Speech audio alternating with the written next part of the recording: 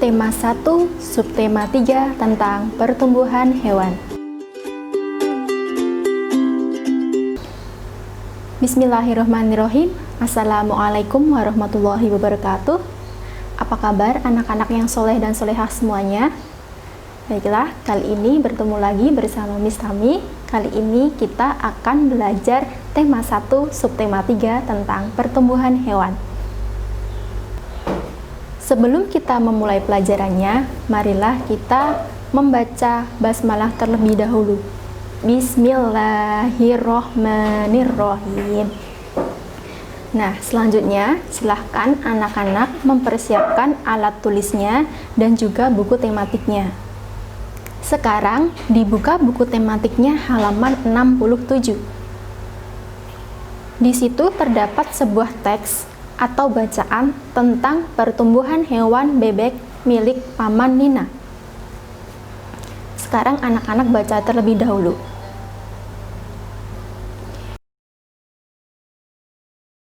Nah, dari teks tersebut kita dapat menemukan kata-kata mengenai pertumbuhan bebek.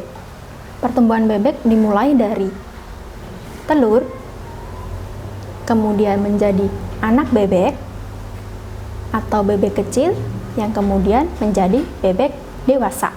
Nah, bebek dewasa inilah yang nantinya akan menghasilkan telur kembali. Selain tumbuh, bebek milik Paman Nina juga sedang bertelur. Telur tersebut diletakkan ke dalam 3 wadah. Masing-masing wadah terdapat 12 telur bebek. Nah, kira-kira berapa ya hasilnya atau berapa banyak telur bebek yang dihasilkan? Cara yang pertama adalah silahkan dihitung dengan menjumlahkan semuanya, yaitu tadi terdapat 3 wadah yang masing-masing ada 12 telur bebek, di sini juga ada 12 telur bebek, dan di sini juga ada 12 telur bebek. Mari kita jumlahkan semuanya. 12 ditambahkan dengan 12 ditambahkan dengan 12, maka hasilnya adalah 36. Hal tersebut menunjukkan bahwa perkalian merupakan penjumlahan yang berulang. Nah, selain menggunakan cara tersebut, kita juga dapat menggunakan cara bersusun panjang. Selain memelihara bebek, Paman Nina juga memelihara ikan hias.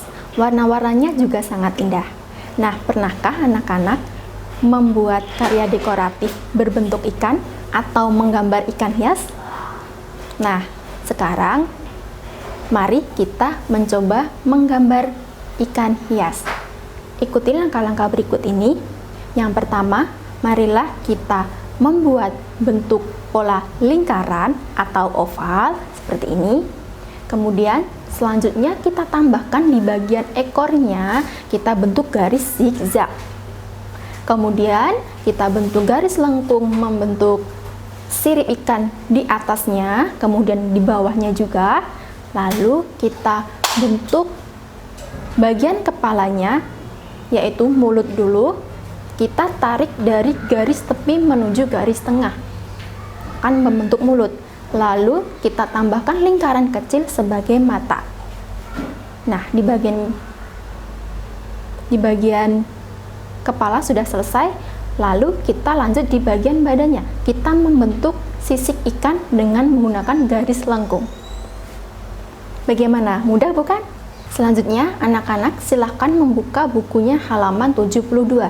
Di situ terdapat sebuah teks atau bacaan tentang hewan peliharaan Deli, yaitu kelinci. Sekarang Miss mau tanya, bagaimana cara kelinci berkembang biak? Lalu, apa perbedaan kelinci kecil dengan kelinci yang dewasa? Lalu, bagaimana Deli memelihara kelinci tersebut?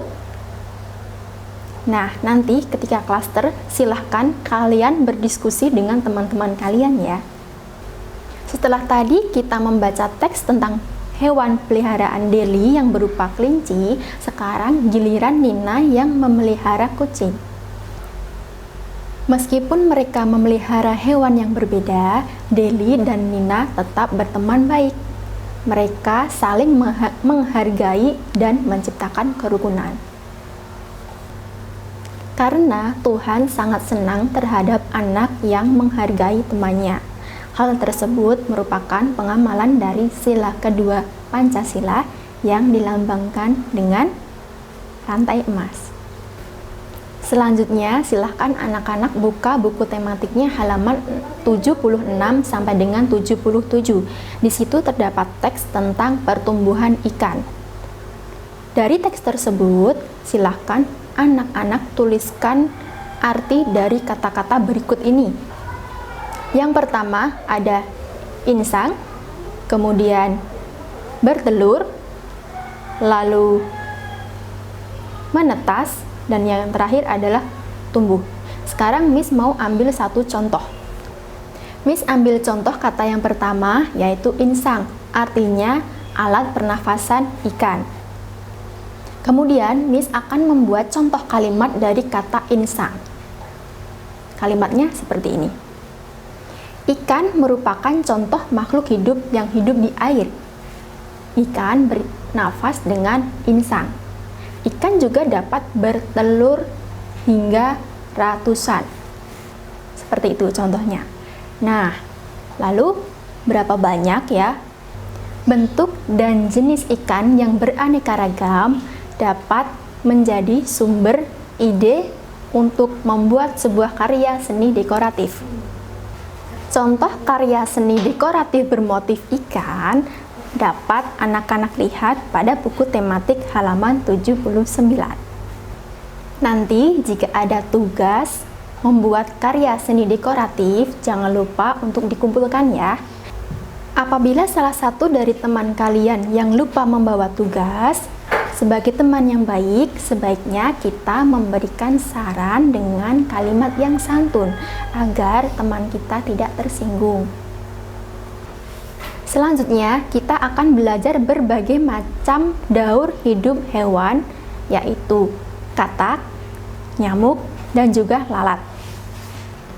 Daur hidup hewan katak dimulai dari telur, kemudian berudu, yang selanjutnya berudu berkaki, lalu katak berekor, dan yang terakhir menjadi katak dewasa.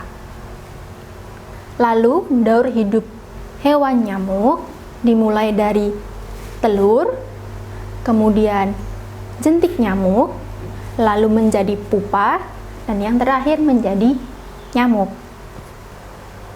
Yang terakhir ada daur hidup hewan lalat yang dimulai dari telur, lalu larva, kemudian menjadi pupa, dan yang terakhir menjadi lalat. Hewan-hewan tersebut berkembang biak dengan cara bertelur. Mereka dapat bertelur hingga ratusan. Di dalam sebuah kolam terdapat 4 ekor nyamuk. Masing-masing nyamuk bertelur sebanyak 213. Lalu, berapa banyak telur semuanya? Anak-anak dapat menyelesaikan latihan soal tersebut dengan cara bersusun panjang atau bersusun pendek, boleh juga menggunakan penjumlahan berulang. Silahkan anak-anak pilih metode mana yang dianggap paling mudah. Dari contoh soal tersebut, kita dapat membuat sebuah poster. Kita lihat contohnya di sini, poster. Poster ini terdiri dari tulisan dan juga gambar yang memuat informasi penting yang ditulis secara singkat dan juga jelas. Demikian pembelajaran subtema pada kali ini. Semoga bermanfaat. Terima kasih. Wassalamualaikum warahmatullahi wabarakatuh.